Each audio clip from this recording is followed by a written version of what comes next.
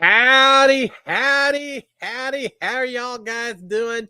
Welcome to, I think it's episode 195, something like that. Welcome to Cliff Notes Live. Hope y'all are doing fantastic. A good Monday evening to y'all. Running a little behind because I got busy watching the live feeds as best I could. Running all over town today, knowing there was going to be a veto ceremony, trying to watch in between appointments and all that. Been an interesting day. I am so ready to talk about Big Brother, but before we do, let me start off with a big old SKD 143. Love my wife, love my kids, love reality TV, especially love Big Brother, and especially love all the fellow Big Brother fans and all the folks that come out and join me every Monday evening.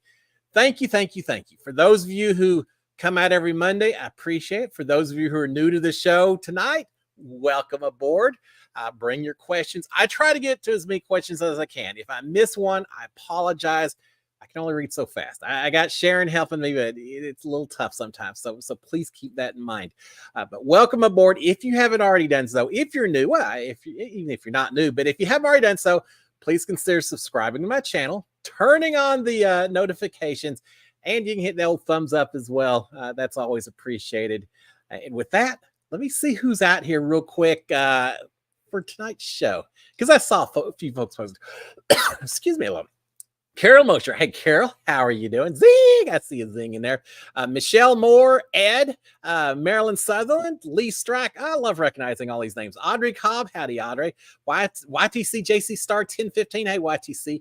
Kennedy Franklin, Lynn Gideon, Karen Hummer, Tommy Braskett, Cindy Hire. Cindy, how are you, my friend? Let's see who else we've got in here. Mike Johnson, Mark Taylor. Hey, Mark. Leslie Morgan. Michelle Moore, I think I got you, but I can do it again. Anawee, hey Anawee, how are you doing? Desiree Watts, Doreen Morris, Kimbers 123, C. Garbarino. Let's see who else I got. Christian Cisneros, Ashley Cullen, Paul Long, Tina Warner. Yeah, I love all y'all here. Karen Loveland. Let's see who else I've got here real quick. Robert Gagner, and I think Kendra, Christine Palmer, Andy W., and I think we'll Karen Berkey and Amy Bonner. All right, and Terry Thomas. All right, and Wyatt Garrett and Julia Shepard. All right, if you're beyond that, guys, sorry about it, but y'all don't want me here just reciting names all night long, right? I'm just grateful to have y'all. And for those of you who are watching on replay as well, thank you for that also. I do appreciate it. All right. It's been a busy week. We did have a little Survivor. That's in bounds. We can talk a little Survivor. That was crazy in its own right. But Big Brother, big eviction on Thursday. All right, let me say, if you're new to it, we do talk spoilers on here. So, yes, you will hear what happened to the veto ceremony today. Stuff that goes beyond last night's episode, we're certainly going to talk about. We lost T-Core on Thursday. That was a bit of a surprise. If you'd asked me a few days before, I wouldn't maybe have expected it. We lost T-Core, and now, have y'all heard what happened to the veto ceremony today? As of Sunday morning, it really seemed like it was a foregone conclusion that Mackenzie was not going to use a veto. Angela was going to go home. Mackenzie wanted Angela gone. And so it looked like she was going to be gone. Chelsea started talking. I tell you what, Chelsea's playing a heck of a game. Started talking, along with her cast of other characters, managed to convince Mackenzie to use the veto today. She used it on chemo, which had to surprise Angela a little bit, and put Leah on the block. And yeah, Leah not happy at all. I was watching the live feeds. For those of you who haven't seen it, she immediately went to her room. Well, she had to go to the diary room, but then went to her room and crying and under the blankets, not doing well. I heard someone say, I think it was Rabina, that maybe she ripped off the microphone and walked out as soon as they announced her name, didn't stay for the end of the veto ceremony. That'll be an interesting episode to watch. Yeah, Leah not happy that she's on the block, and she's been rather upset for the rest of the day. She's upset. Mackenzie's trying to explain to everyone why she did it. Everyone else has said, oh, you did so great. No, you did exactly what you needed to do. And meanwhile, they're all like, Rabina's walking around saying karma for T-Core. It's just been a crazy day. So what do y'all think? Did Mackenzie do the right thing in using the veto? Or did she maybe screw up her game a little bit? I have an opinion, but I'll give it to y'all here in just a little bit. But it's not just about me talking. I want to get some of y'all's questions. So with that in mind, let me look at a few here real quick. Lee Strack saying, the song is driving me insane. I can't take it anymore. what I don't even know the BB Summer song or whatever. All I know is I can't stand the song. It's not that Chemo's a bad singer or anything, so it's no criticism. Now, I'm not sure they're the best songwriters in this house, but yeah, it's nothing about the voice or anything. It's just, is it the monotony of it? I don't know, but I am so sick of them singing songs. I know they're allowed to because it's an original song. I have been turning the feeds off or turning into the other cameras every time they start singing this song. We were doing that this evening while I was getting ready for this show. I don't know, 45 minutes ago. They're singing out in the backyard. I immediately flipped to the other channel. I'll watch an empty kitchen. I'll watch Leah sleeping. I'll watch anything before I have to listen to them sing that freaking song again.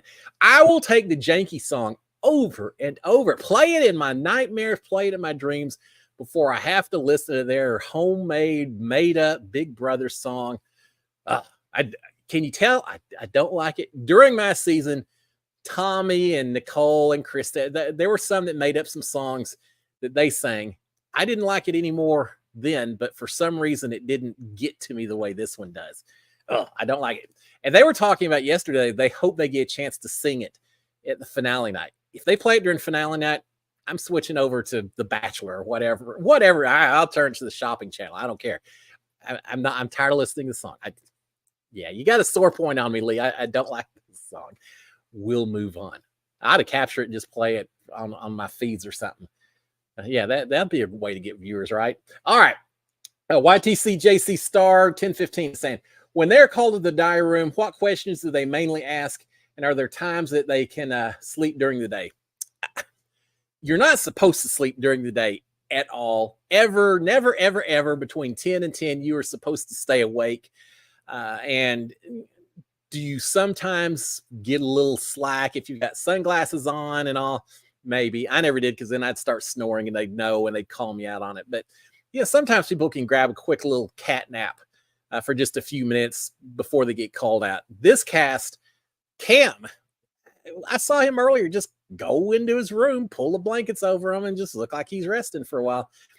You're not supposed to be able to do that. So yeah, I don't know. It's different rules, different times of season. During my season, there was one day that I was allowed to sleep.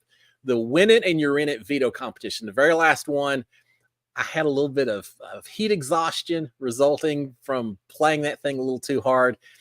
I skinned my knees all the way through the top few layers of skin. I had them all wrapped up and bandaged. And it was so bad, they banned me for going in the backyard that day. They said at first they said you can't go outside at all. Then they said you can't go out for more than about 5 minutes at a time, no more than a couple of times throughout the whole day. And if you do it more than that, we're going to force you back inside. You can't do any sun exposure today, which I hated because I was sitting there trying to play the game.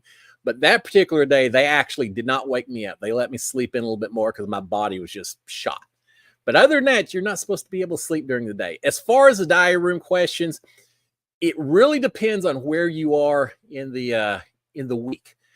During the first part of the week, right after evictions and nominations and things like that, there's going to be a lot of questions. You'll go in there and say, hey, Cliff, what do you think about the fact that Leah just got put on the block? Does that help your game? Does it hurt your game? And a lot of open-ended questions like that are, Cliff, what do you think? How's that going to affect what your plans are for next week or your alliances? So a lot of those kind of questions.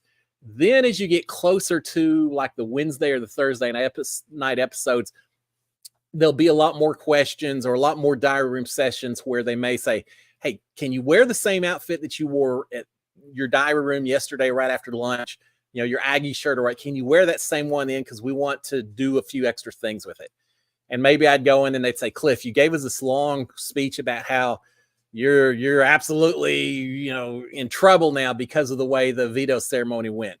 And it's great, but you talked about 5 minutes. So could you maybe do it in a couple of minutes? Could you tighten it up a little bit? Yeah, sure. Or maybe they'd say, hey, you said it very funny, but we want to imply how serious it is. Could you maybe repeat it a little more serious? Or sometimes they'd say, yeah, we didn't get the sound quality right on this one. Could you just repeat the same thing you said? So there's some of that as well. And so it really varies. And even throughout the week, sometimes you'll come in and you'll spend 2 hours answering questions. Other times they'll just come in and say, hey, Cliff, we're just curious. What's your favorite cereal? Well, I don't know. Fruit Loops. Why? I was just curious. And then it makes you wonder. Now, I didn't get too many of those, but sometimes they would call you in and just have a few random questions. And maybe it's not as much like that, but hey, Cliff, what do you think about the fact that Mickey ate the last 2 eggs in the refrigerator? Does that bother you? You okay with it? It kind of bothers me, but yeah, I'll live with it. Okay, Cliff, that's all we want. We just want that little bite. And so sometimes the diary room sessions are very quick. Sometimes they're long and drawn out. So it just depends on what's going on. And there's different producers that do different diary room sessions. Sometimes you'll talk to a person who's doing a Wednesday night session. Sometimes it's a person that's doing a Thursday session. I never could keep them. I never knew who was who, but some people in my cast recognize the names well enough to know it. So yeah, you never know. All right, let's see. What else? Carol Mosier is saying, it was uncalled for to kill Janky. It was sad. They were pretty brutal with Janky, weren't they? Yeah, it was they didn't just, what happens when you turn off AI code?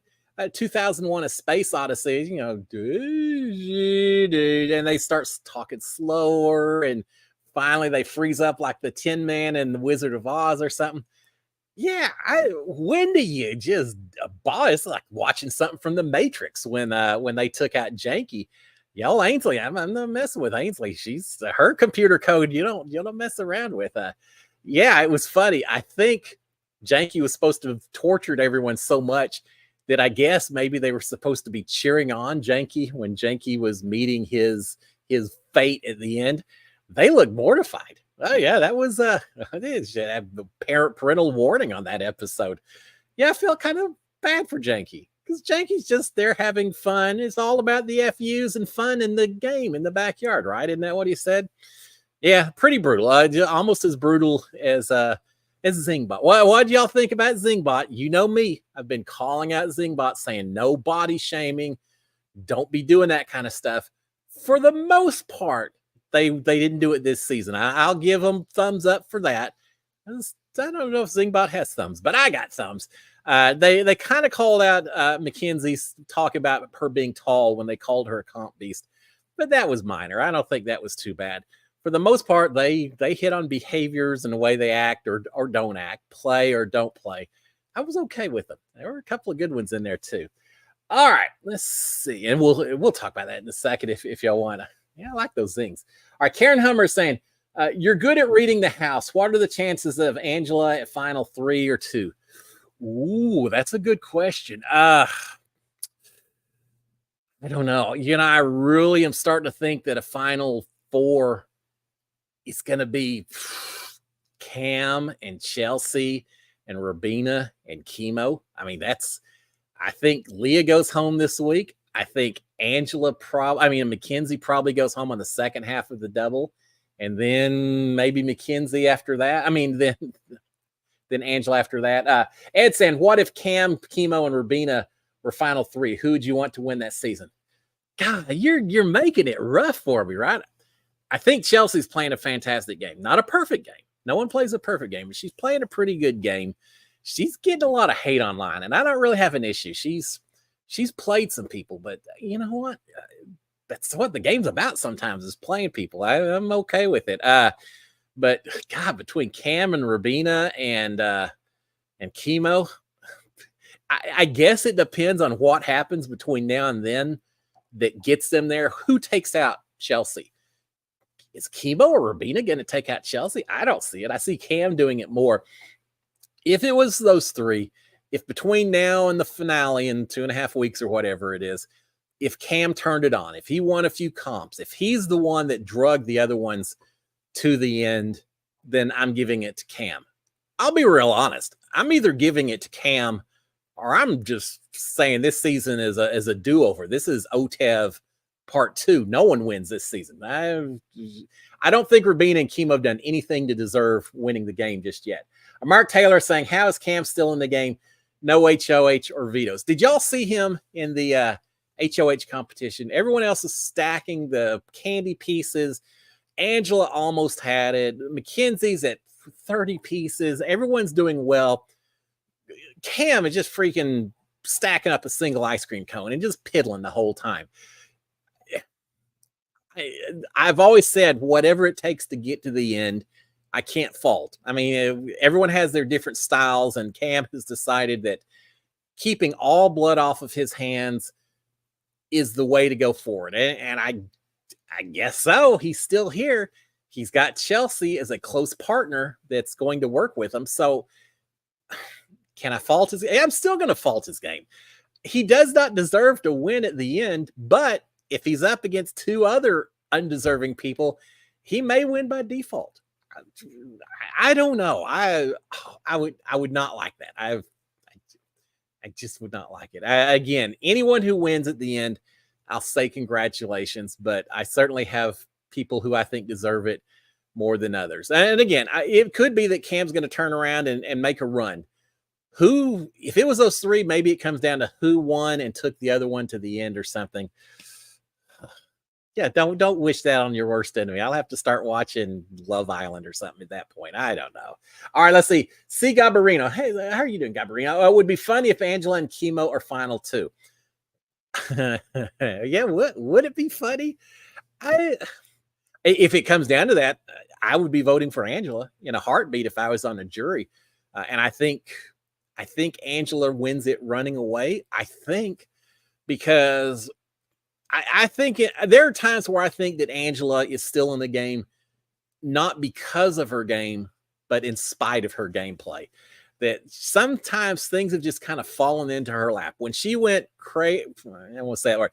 When she went ballistic and kind of turned on Tucker and all of that, well, then that was kind of the impetus for everyone else to then turn on Tucker and send him out the door.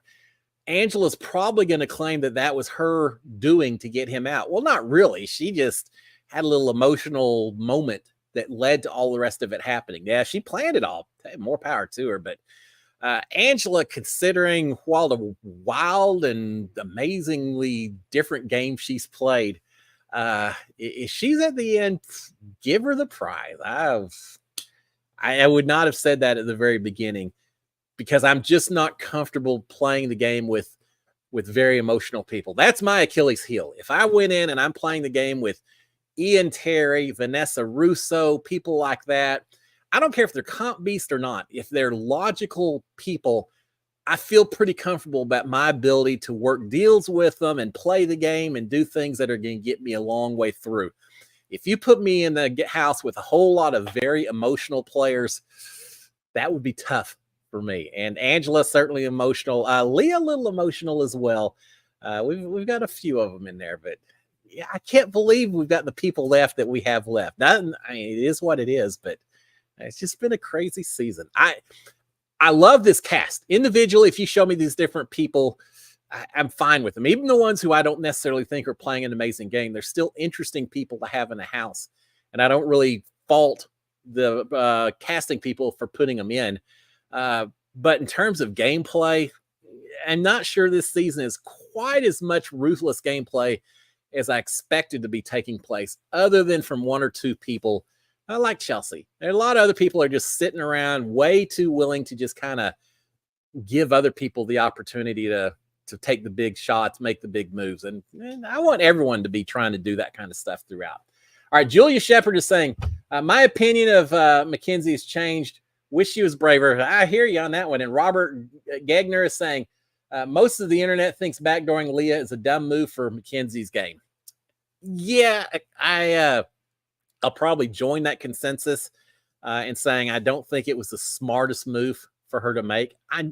It wasn't. She's doing Chelsea's bidding. At one point, she said, I'm not going to let a vendetta against Angela cost me $750,000. So she's thinking that this was a more logical move than going after Angela. And I don't know that going after Angela was necessarily the best move either. But here's the thing. We know so much more than these house guests know. We know that Chelsea is not really nearly as tight with Mackenzie as Mackenzie thinks that she is. Mackenzie thinks that she and Chelsea are number one and number two. And as a result, of course, she's going to want to try to protect Chelsea. She's going to want to ride to the end with Chelsea. Now, I don't know how she sees Chelsea and Cam and Mackenzie and thinks that she's closer to Chelsea than Cam is. I don't know how you would necessarily see that, but I personally, knowing a whole lot more than the people in the house know, if I was Mackenzie this week, I, I think I would have had to go after Chelsea. She's a strong player. You take out Chelsea. Let me look at this.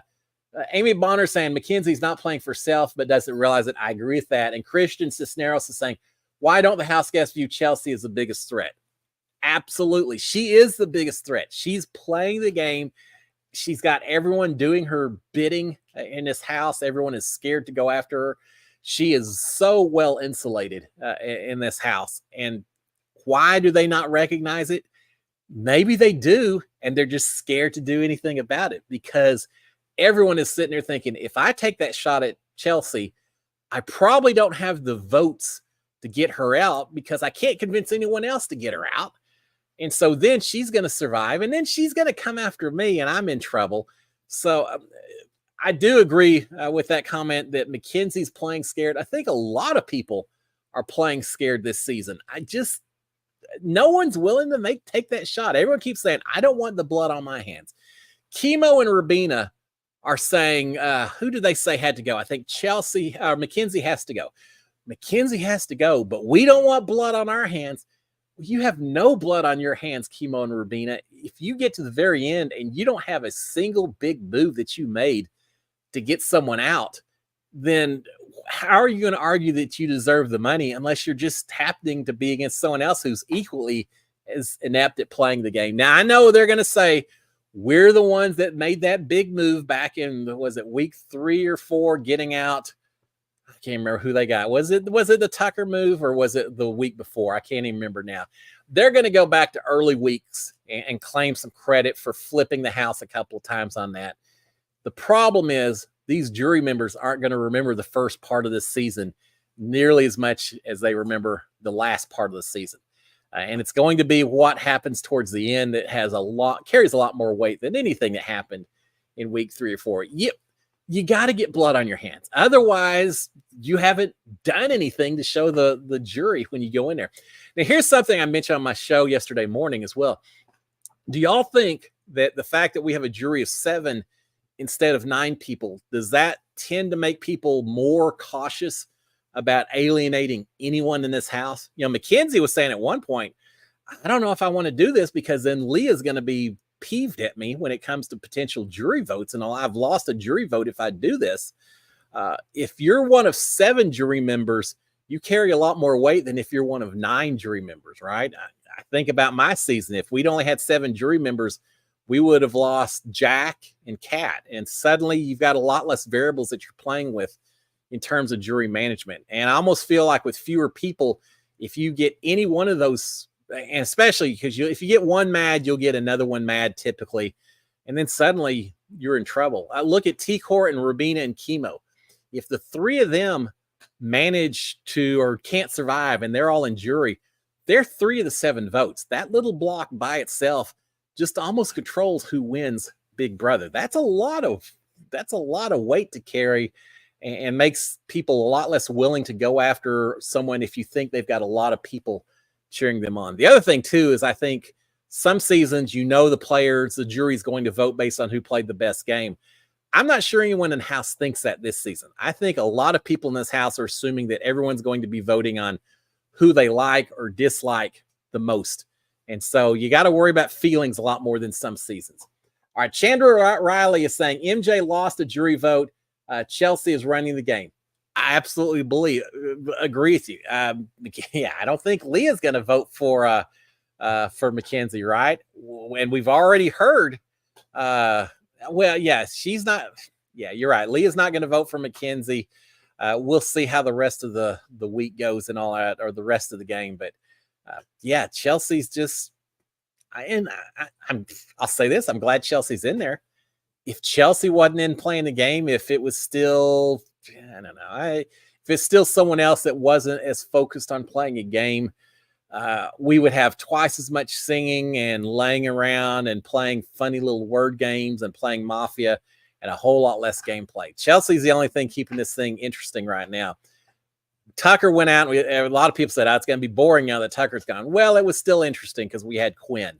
Quinn went home. Well, it's still going to be interesting because we still have Angela. Well, Angela, Leah, we start losing some of these interesting people, and we end up with people who truly feel like they're just at summer camp. Chemo, I don't know why I feel like I'm being very negative tonight, and I probably shouldn't be, but I feel like Chemo could have done so much more to fight for his spot. He's just accepted that he's going to go on the block. When Mackenzie told him that she was thinking about taking him off and putting Leah up, he didn't say, "Oh, that's a fantastic idea, man. I'm all for it. Yeehaw, I'm all for that, Mackenzie." He said, "Is that good for your game?" Yeah. If you're talking to Mackenzie, yes, it's good for your game. I want to see more fight from some of these house guests. I don't want anyone saying, "Yeah, I'm okay with second or third." If you're not willing to fight to the very end and go for first, just go ahead and head out now. I'm going to try to start being more positive, but we'll see. All right, Ed is saying Quinn is going to be shocked to see T-Core. Yeah, absolutely. He's going to be shocked to see T-Core, and he's going to be, and then he's going to be shocked to see Leah as well. I think, if I recall, when Quinn went out the door, I think he told Leah, take care of T-Core, work with T-Core, make things happen. So to see the two of them show up and not Angela, Quinn's going to be in a bit of shock. He's going to be very curious to see what happened, and I'm sure Leah is going to have a whole lot to tell him about how things went down. You're gonna have T-Core in there. He's gonna say, "So what happened? What happened?" Come on, T-Core, you gotta tell me something. And won't tell him anything. And then you're gonna turn around and have Leah walk in there, and Quinn won't be able to get an word in edgewise. So that's I'm ready to start seeing some Jury House segments here before too long. All right, Greg is saying, I'm in Korea celebrating my birthday. Thanks for the recaps. Well, congratulations. Happy birthday to you, my friend. It's like 7:30 in the morning or something over there, right? I wish I had something cool in Korean to say, but yeah, I like Parasite. I watched that movie. I love The Last Train to Busan. I've never been to Korea. I'd love to. I've heard so many amazing things. I love me some kimchi and all. But no, happy birthday to you, Greg. I hope you have a blast. It is absolutely a pleasure, a labor of love for me to do those recaps. So I appreciate the support, and hope you did something cool for your birthday. And I hope you're in South Korea, not North Korea. I assume that's the case.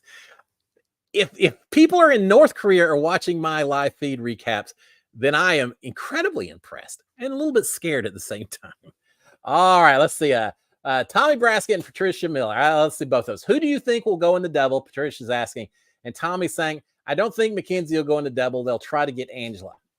I don't know. I think it's going to depend on how the relationships go for the rest of the week. It seems like everyone is very much not letting Mackenzie think that there's anything wrong with what she did, that, we support you all the way and all of that.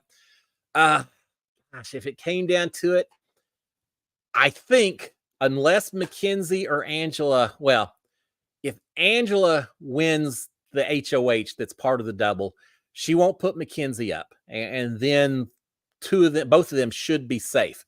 If anyone else wins HOH, I think that Angela certainly goes on the block, and probably Mackenzie as well. So then it comes down to the veto competition a little bit.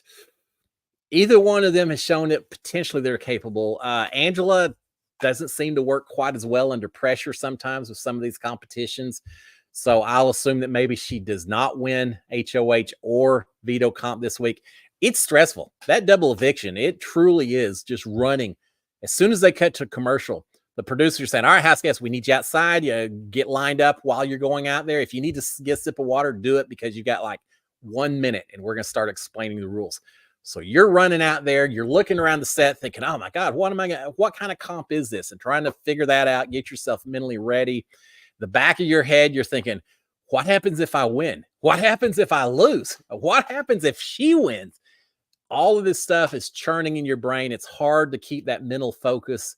I'd like to think that's why I won the veto and the double eviction, because I got a few more years on me than the other people in the house. And I think I was able to just take a breath, chill out just a little bit, and settle my brain down a little bit and play the game well.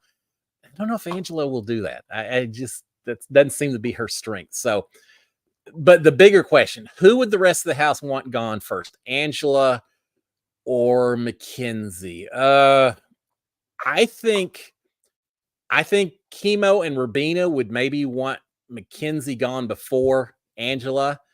I think Chelsea and Cam would almost certainly want Angela gone first, because Chelsea seems to have so much power and influence in this house right now. Y'all may be right. Maybe it is Angela. Chelsea kind of is a tiebreaker, puts out a little bit more influence over Rubina and Chemo, and says, we got to get Angela gone. She's too many people like her, all of that. Now, the only thing is if someone can argue that, hey, Mackenzie can win comps too easily going forward, but Angela's held her own so far. So, yeah, if I was a betting man, maybe I would go with Angela a little bit, just because Chelsea and Cam are going to think that they've got Mackenzie just a little bit longer if they don't show their cards just yet. And they can get rid of Angela without showing their cards. All right, I'm buying into what you're selling. I think Angela maybe goes home first. But it'll be a crazy Thursday. I know that. All right, Felicia Drayton Taylor. Hey, welcome aboard, Felicia Taylor. Drayton Taylor. It's about respect for gameplay, nothing personal.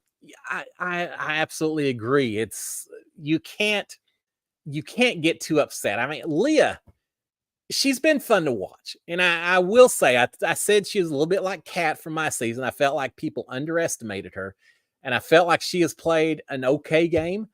Maybe played a little too hard here and there in terms of some of the agreements and trying to buddy up to too many people and all of that. But for the most part, I thought she's done okay. But when you got, you just get. Something like that, right? I mean, if it happens, all of this happens, instead of just being so incredibly upset, confining yourself to your room and, oh, how dare you, and a bunch of morons, and blah, blah, blah. Just say, you fooled me, man. You played me. You did what it took. I credit you that you were able to do it. I mean, and maybe she will eventually. There's a certain shock that took place, right?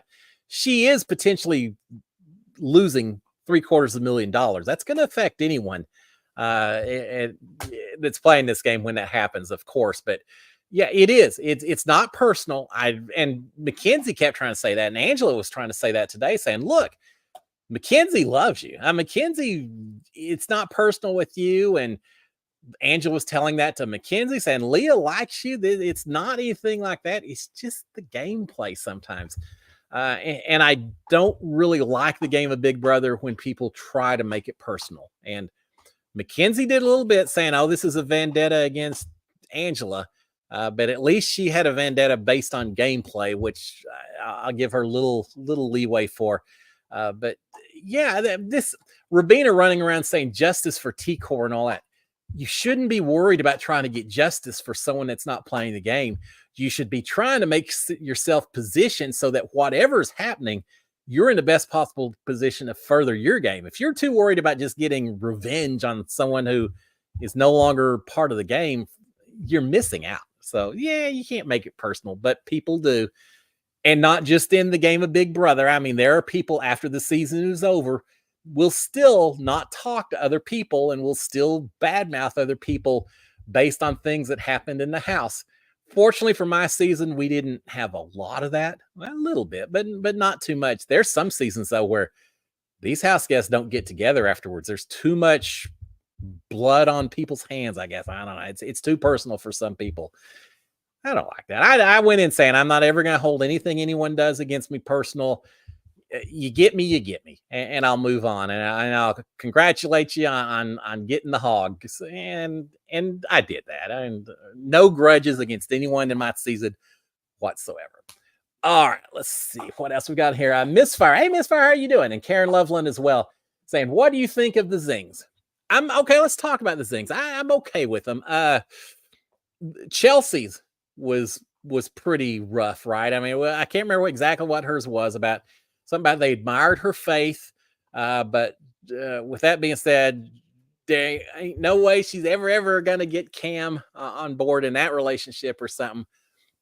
I don't remember how Zingbot tied one into the other, but pretty much slamming Chelsea for her trying to have a relationship with Cam. I think that was great. I think now, as bad as that was, the zing they did for Holly in my season, calling her a buzzard because she was older, which don't like the body part of it, slamming, but the buzzard because she was dating Mickey after Mickey. I don't know. It's pretty rough. But no, I like Chelsea's. Angela's was about crying a lot. The song and that she'll never ever win the game. I thought that was pretty good as well. Talking about Cam having no substance was great. I'll tell you, I really like Chemo's saying something about, it's so great that you're a mattress salesman because you put the viewers to sleep. See, that was pretty good. Tying in his job to the fact that he's, doing what he's doing in the house. I do wonder what he thinks about it, because I have a feeling Chemo thinks that he's the entertainer of the house, and that probably we as viewers are all like, oh, here's Mr. MC coming in again to lead us in song and dance, not realizing that there's a lot of people that maybe would like to see some gameplay instead. So I don't know. I certainly, when I was in the house and we got our zings, I took them to heart. I assumed if Zingbot was talking about them, that the viewers back home were probably talking about them as well. And if I'm Chemo, I'm going to be a little bit worried when they talk about me putting people to sleep during the season. Now, my zing, when I was in there, was talking about my voluptuous body hanging out with the other cast members. Real funny. So that didn't give me anything. I thought, all right, well, maybe the house guests are laughing that here I am, the old guy running back and forth and slip and slide or something. Speaking of, are they going to have slip and slide? They better hurry. We're running out of time. But no, I like the zings pretty much. Mark Taylor saying, what a segue. Mark Taylor said, when is slip and slide? People are asking for it. Here's the thing. We're down to 7 people right now. Thursday night, we lose one person in the first of the 2 evictions, right? So we're down to 6. You can't have slip and slide as an HOH competition as a double. It takes too long. So they'll have something else, which means then by the end of the night, you're down to 5 people. Well, one of those people is going to be the outgoing HOH. So they cannot compete in the HOH competition, which means if you do slip and slide on Thursday night, there's only 4 people competing. That's right there on the edge of I think, a number that works. Could you do it? Sure. But here's the other issue. When you do a double eviction, you tend to have, in our season, we had the backyard split into 2. The back half was for the for our hockey puzzle thing that we did that Nicole won. The front half was for the what the bleep you say that I won. And so the backyard was used for both competitions. Slip and slide takes up a lot of room. If you're going to have slip and slide and some other competition, it's going to have to be little standing in your containers, answering questions, your cubicles, asking questions, because they don't really have time to take you to another location. I don't think it's all either all in the backyard, or maybe there could be something indoors, I guess, in the house itself. I don't know how that would work, but yeah, I think if they don't have slip and slide Thursday night, from that point on, you only have 3 people at most that could compete. And that just doesn't seem like enough to do something like that. So I think we got one more chance for slip and slide Thursday night after the show. We'll see. They may not have it this year. Can you imagine being in a house not having slip and slide? But here's something I thought about, and I don't have any reason to base this on. It's just my personal opinion. I've seen a lot of people fall hard doing slip and slide. Even in our season, I didn't fall too hard. Jessica fell once or twice pretty hard. I wonder if there's someone there saying, the whole idea of making someone that slippery and doing this, are we risking an injury to players? There could be some insurance risk analysis person in there saying, yeah, maybe we need to look at some other competitions. I don't have any reason to say that other than my own personal experience, but if they don't have slip and slide, I'm going to blame it on a risk of injury just because otherwise, why wouldn't you have it, right? I don't know. We'll see on Thursday. All right, let's see what we got on here. Mark Taylor saying, any early Survivor picks? Love the strong class. Yeah, all right. Well, no spoilers. I'll go with no spoilers on Survivor. Well, I don't know any spoilers. I've only seen what was on the episode Thursday. Now, I have no clue who the strong picks are because there's so many. I don't even know their names yet. All I know is the players playing Survivor who probably shouldn't be playing the game of Survivor. Is that Andy? Is his name from Thursday's show? I have some issues with people who just don't seem like they're properly prepared to play the game of Survivor. I don't know. When we played Big Brother, we were in sequester for a week before we ever went in that house. And we had some exposure to production and people like that. But for the most part, we were pretty isolated. I think that was good practice to see who had the mental capability to survive that weird and crazy Big Brother house. Survivor maybe doesn't get that chance. They're whisked on a plane out to Fiji. They do their press and all of that. But they aren't really subject to starvation and the physical stuff and everything that hits so hard on Survivor. So maybe it is just a shock to people's system that you just can't adjust for or account for. I don't know, but it seems like for the past 3 or 4 seasons, we've had people either quitting, can't stand me a quitter, unless there's very good reasons. Mental health sometimes, a lot to say. If you got a mental health reason, then I'm not going to question that. If you got a physical issue, then absolutely not going to question it. But if you just don't feel like you want to be out there anymore, yeah, we got to have a little talk. I feel like for the past few seasons, we've had way too much of that. I have a feeling Jeff Probst can't stand that. If I was him, knowing how many people are fighting to get into that game. So yeah, don't get me started on that, Mark. I don't know enough of the players' names. I'm cheering for Asia because I know her. The rest of them, I'm gonna have to watch a few more episodes before I even know who's who. But it looks like it's going to be a good season once you get rid of 1 or 2 people that probably shouldn't be there. And we'll just leave that at that. All right, let's see. Hold on a second. Let me check out here. Dr. Bose, how are you?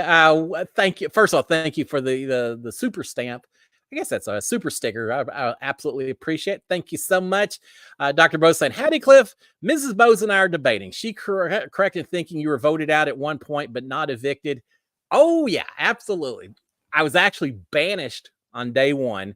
1 of 4 people banished from the house. We all had to compete in a dark forest maze. 3 people made it back into the house. 1 person did not. I won that comp. I was the first one out of the maze, got back into the house. So day number 1, I was banished. Day number 30, I was voted out by a 6-4 vote, sitting alongside my buddy Nicole. We thought it was going to be her. Yeah, it was a blindside. They sent me out the door instead, 6-4 vote. But it was a battle back competition. I competed against 3 other people who had already left the house. Of us 4 competing, 1 person got to come back into the house, and I won the battle back and got back in, rolling little balls down a ramp. And I will say I kind of dominated the competition.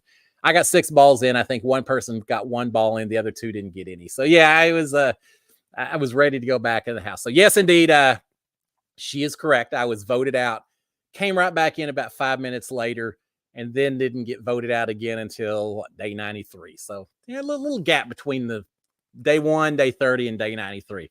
Took a while for me to get my feet underneath me, but yeah, I did. Dr. Bose, thank you so much for the support as always. I appreciate it. I truly do. All right, let's see what we got on here. Michelle Moore saying, can you sing the Janky song? Yeah, you know why that. Jankie, Janky, Janky, you love me. Jankie, Janky, Janky, let's party. That's right. I couldn't have forgotten it that quick. Yeah.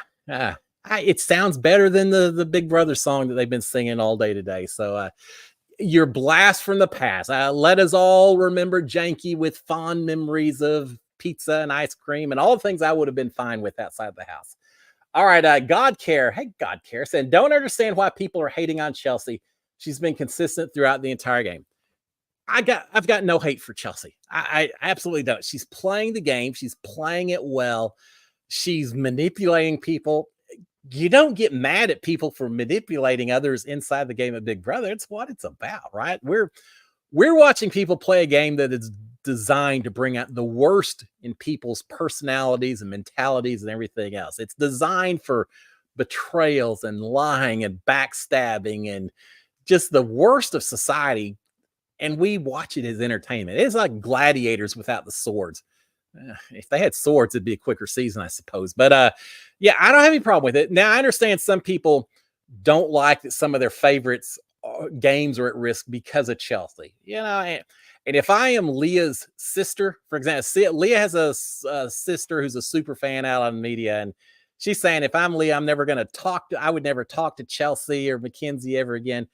Well, if you're a family member, I get it. It becomes a little more personal because it's so incredibly hard to watch a family member hurting or not doing well and things like that. But I'm not hating on Chelsea at all. I think she's playing a brilliant game. I look forward to meeting her at some point and congratulating her, especially if she wins. But even if she doesn't, congratulate her on playing what I think has been a pretty good game. She's pulled people in and done what she needs to do. All right, Donna McCarthy is saying Angela is playing the game better than Cam or Keno. I agree with that. Cam is just just part of the furniture.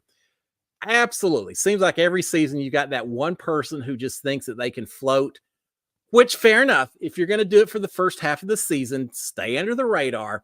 People have succeeded doing that, but eventually you have to do something to deserve the win. And yeah, Cam's a piece of the furniture. We had someone in my season who was like that as well and was very upset when they got sent home because they hadn't done anything to anyone else. Well, they hadn't done anything to help anyone else either. But yeah, Angela, for as sloppy as her game sometimes is, she's in there 100%. When it comes right down to it.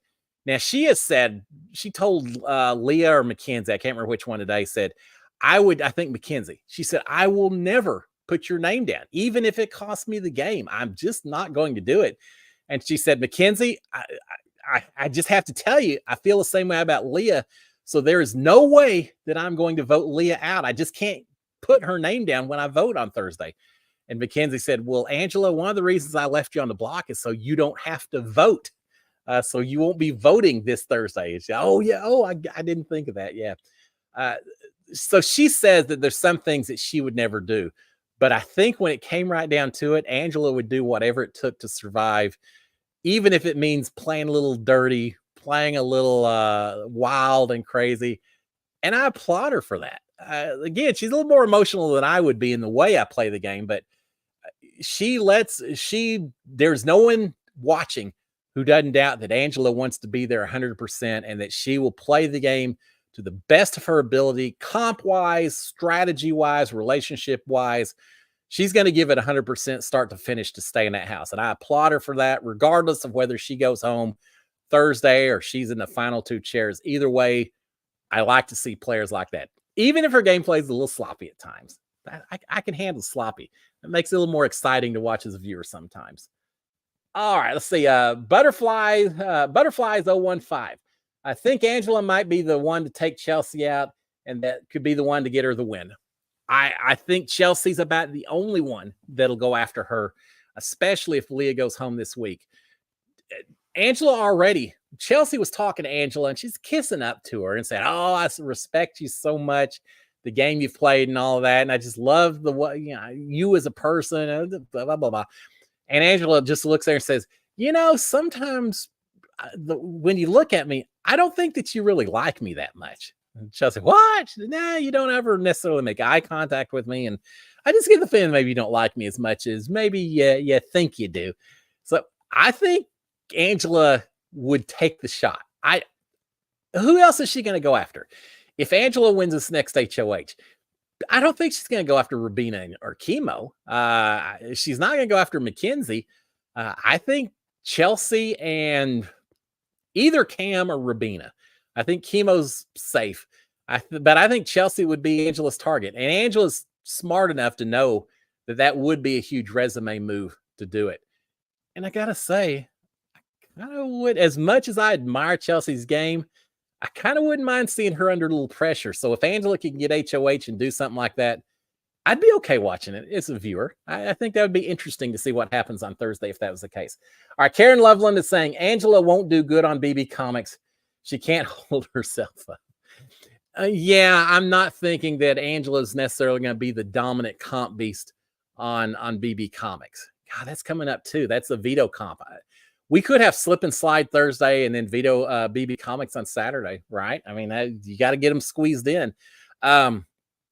Yeah, I'm not thinking that Angela. I love BB Comics. I've gone ziplining before just for fun, and Don't have any problem with heights. I don't have any problem dropping off and doing all of that. I love BB Comics, and I used to work at oil field enough that I'm pretty comfortable running up and down ladders and all that. So I love the game. Angela, yeah, maybe not her best game. I don't know who would win on BB Comics. None of them. I don't know. Mackenzie, I don't know. There's a certain bit of observation you have to do looking at those comics. Of course, Mackenzie may or may not get a chance to do BB Comics. I think she would be my top pick for who could win well or could win BB Comics. Who knows? I want to see what the BB Comics are. That could be fun. Just seeing what they've painted up for everyone. All right, let's see what else we have. 7:54. Going quick. All right. Tommy Braskett, can you go into the diary room to talk to production if you're feeling down? Absolutely. They tell you, if you ever just want to talk, come in. If you just want to come in and cry and not even talk, feel free. You can come in. If you want to come in and request extra milk for the storage room, no guarantee you'll get it, but yeah, come on in.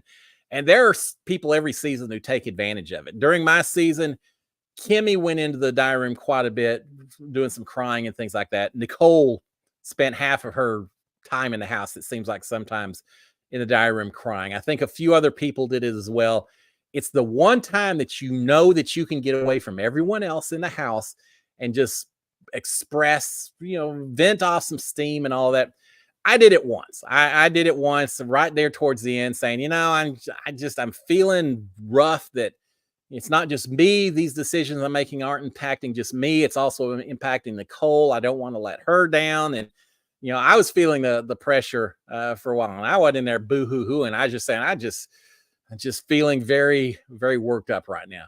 But yeah, you can go in there. Now, I also realized that if I went in there, whether I'm crying or I'm cursing or whatever, just because you're in there talking, just because you chose to go in there, doesn't mean that they therefore can't film you, can't tape you, right? And can't use it as part of the episode.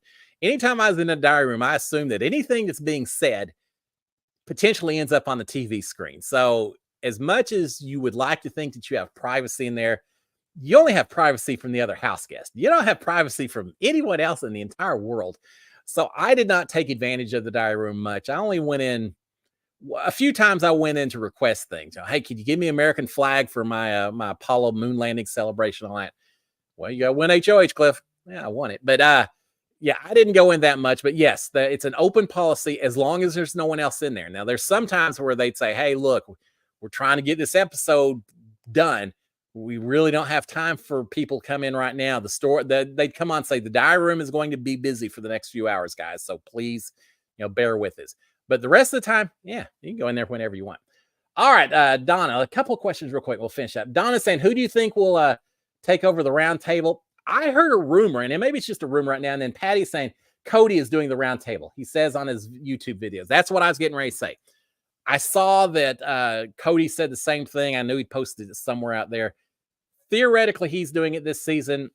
I guess he's done a show, he and Derek, where they talk about strategy and all that. So he does have some background talking about gameplay. And I think he's stayed aware of game, each season and all that. So he's okay. Short term, long term, I don't know. Ask me next week. We'll see. As far as who I would like to see take over long term for that round table, I don't know. I don't want someone just because they're popular and a lot of people liked watching their game. I want to have someone who really is going to ask some hard-hitting questions and really drill down into it. So I got to think about that one a little bit because I'm not sure who that would be. But I'll come up with an answer for y'all. All right. With that being said, I think it's about time to shut it down. Let's see. All right. Doreen saying, who would you pick as America's favorite player? That's a good one. Tucker's still leading the way for a lot of people, right? I would think Tucker, Leah, Angela, maybe. I in terms of who people are going to pick, who I would pick, I don't know yet. Maybe Tucker. I mean, he was entertaining while he was in the house. People are just kind of forgetting about Quinn. As much as he wanted to be America's favorite player, and Joseph too. I don't know that either one of them gets it. I think it could be Tucker. I don't know. We'll see. I got to think about that one as well. All right, let's see. Brian Husto. Hey, Brian, how are you? Cody said he was joking. Oh, was not hosting. All right. Well, he got a lot of views because of it. Then I don't know who who it would be, could be, should be. Who did they have in for the review episode earlier this season? It's Taylor and Cody, and I don't know. Get rid of it. Just get rid of the round table. You don't need a host. Just put all the jury members together and just throw it out there. Say, who should win? Y'all come up with the questions. Y'all come up with the comments. No singing allowed, but you got 30 minutes, and we'll take the best comments and whatever. I think you could do okay. Just they're going to fire each other up anyway. So I don't know. I don't know who should do the round table. That was not my favorite during my season. Maybe it's because I had just gotten evicted. And that's the last thing I wanted to do was, well, I wanted to see all my friends. So that was fun. But yeah, I was not real happy that I was part of the round table and not still in the house. So I just kind of like, yeah, let's do it and get done with it. But yeah, I don't know. We'll see what CBS announces here pretty quick. All right. Ma is out there. Ma, I'm glad I didn't see you at the start. Howdy, Ma. I hope you're doing fantastic. Hope you're feeling nice and healthy and injury-free and all that. School's going well as well. Shout out to Ma. All right, guys. With that being said, it's 8 o'clock, so we're going to go ahead and shut it down. Hope y'all have a fantastic rest of the week. Enjoy everybody. I'll be back tomorrow to give y'all some recaps on what happened overnight. Thursday's going to be fun. So next Monday, we'll be talking about all of that as well.